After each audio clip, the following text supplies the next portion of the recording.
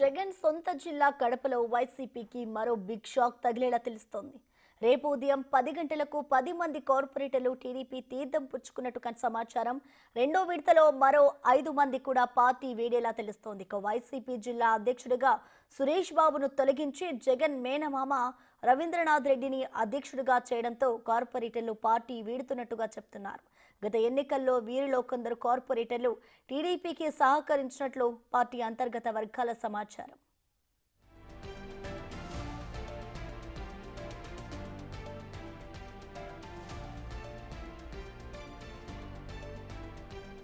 రెండో division corporator Subbareddy, మూడవ division corporator మమ్మిడి మానస, 6వ డివిజన్ కార్పొరేటర్ నాగేంద్ర, 8వ డివిజన్ కార్పొరేటర్ డైమండ్ బాలకృష్ణారెడ్డి, 32వ డివిజన్ కార్పొరేటర్ జప్రుల్లా, 42వ డివిజన్ కార్పొరేటర్ చల్లా రాజశేఖర్, 50వ డివిజన్ కార్పొరేటర్ అరుణ ప్రభ రేపు చంద్రబాబు నాయుడు సమక్షంలో టీడీపీ తీర్థం పుచ్చుకోనున్నారు. అలాగే వచ్చే రోజుల్లో మరికొందరు టీడీపీలో చేరేలా తెలుస్తోంది.